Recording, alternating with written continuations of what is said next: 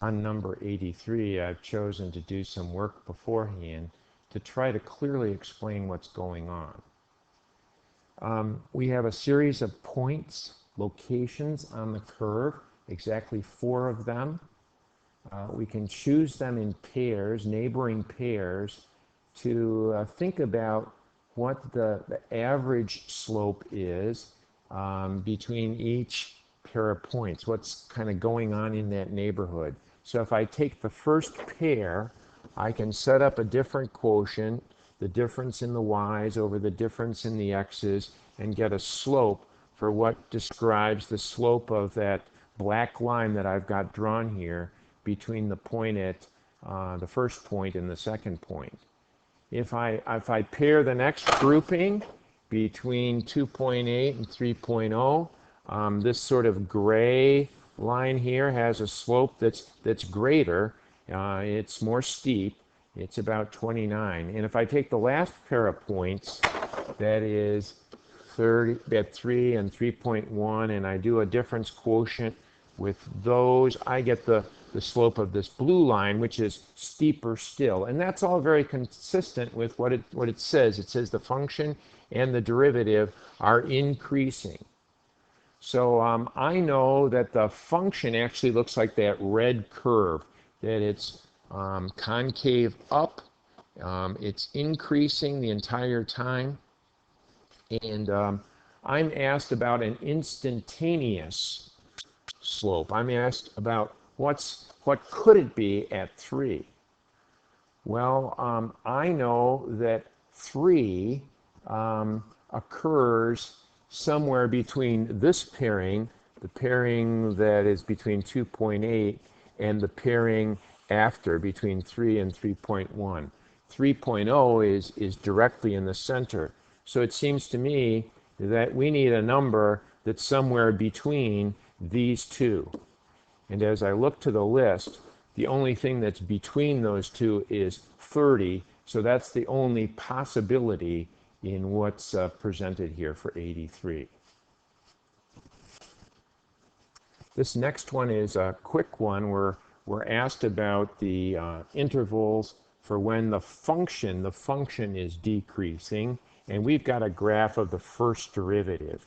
And we know that when the first derivative is negative, that is less than 0, the related function has to be decreasing. And that's what we're interested in. So as I look to this, I say, well, this is where the first derivative is negative, and it's negative again between 4 and 6, between 0 and 2, and again between 4 and 6, that's where it's negative. So E must be the answer. No calculator needed on this one. Here's a cross-section problem. The cross-sections are perpendicular to the x-axis. They're in this region. So I'm drawing some cross-sections that are in the xy plane perpendicular to the x-axis. And each one of these is the base of a square that's somewhere in, it would create a shape like this one here, right? So to get an area for a square, we're going to take side times side, and a side length extends between the two curves. And so it's a distance or difference between x squared over 10 minus the lower curve is negative x squared over 10. And I'm going to take each one of those side lengths and I'm going to square it to get the area. And then I'm going to accumulate all the area between 1 and 4. And so I might want to clean that up just a little before I take it to the calculator. I've taken it to the calculator. And so when I bring that up to you, I've got x squared minus a minus gives me actually 2 of these x squareds over 10. And I square that result and I accumulate between 1 and 4, and I get 8.184. I get this answer D for number 85. On number 86, I'm told that I've got a function that's continuous and has derivatives throughout the interval 3 to 7. There are no cusps, corners, discontinuities. It's continuous. So it's a nice smooth function between 3 and 7. All I know about this function is 5 points that are given in the plane. I've made a kind of a quick sketch of what those points might look like. And I'm asked which of the following must be true. It says must be true. So there's my clue. It has to be true. Not could be true, must be true.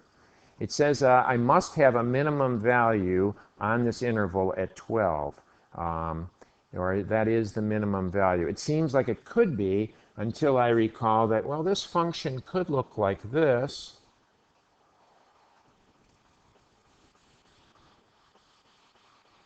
And now I've drawn one where clearly it goes much less than 12. So although that could be true, it's not a must be true. So that's a false statement. So I'm going to take my little sketch off there for the moment. This one is false. Let's think about the second one. The second one says there must be a c between 3 and 7 that the derivative at c is 0.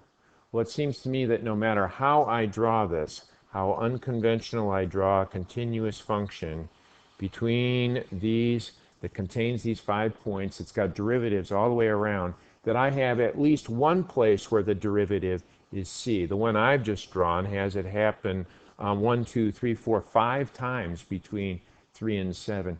You've always got to have at least one c. This is a direct implication of the intermediate value theorem, the IVT. And if you don't know the IVT, that's a intermediate value theorem, you might look that up. The last one says, between 5 and 7, it has to happen that we've got a derivative that's always positive.